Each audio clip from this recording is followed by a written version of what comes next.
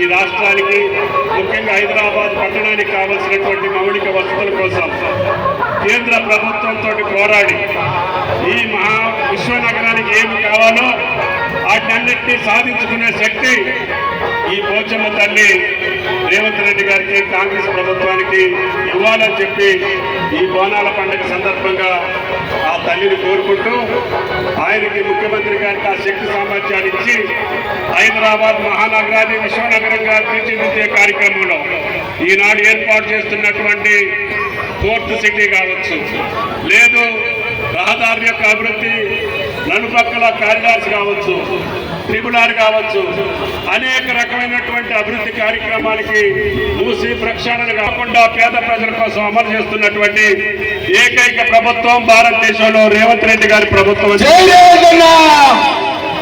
అందుకని ఆయన కార్యక్రమాలన్నీ నిర్విఘ్నంగా కొనసాగాలంటే ఈ పోచమ్మ తల్లి యొక్క అనుగ్రహం ఉండాలని చెప్పి గోరబండికి బసవరెడ్డి గారు ఆహ్వానించగానే అందరం కలిసి వచ్చాం.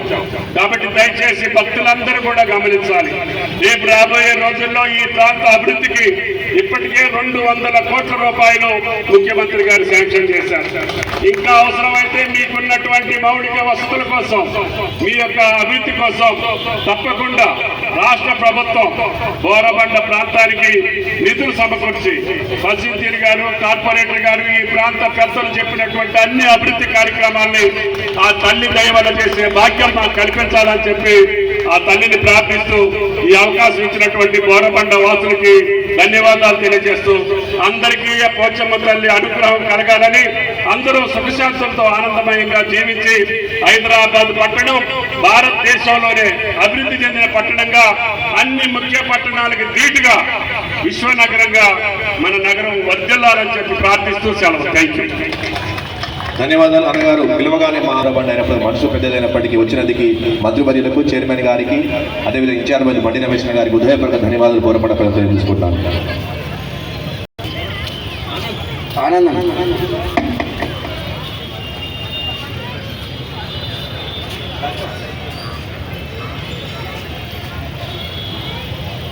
గౌరవనీయులు పెద్దలు, ఈ విధంగా దేశానికి వెన్నెముకను, మన రాష్ట్రానికి మన రైతే రాజు అయినటువంటి మంత్రివర్యులు శ్రీ తుమ్మల నాగేశ్వరన్న కూడా మన రాష్ట్ర ప్రభుత్వానికి వెన్నెముక ఉన్నటువంటి నాయకుడు.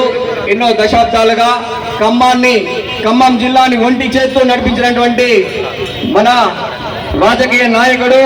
అదేవిధంగా ఆనాడు 1988 నుంచి, ఆనాడు ఎన్టీఆర్ నుంచి ఈనాడు వరకు పలు రాష్ట్రంలో పలు శాఖల మంత్రులుగా దశాబ్దాలుగా ఎన్నో సేవలు చేసినటువంటి ఘనత మా పెద్ద మనిషి, పెద్ద నాయకుడు, మా తెలంగాణ ముద్దుబిడ్డ, తెలంగాణ రాష్ట్ర నాయకుడు.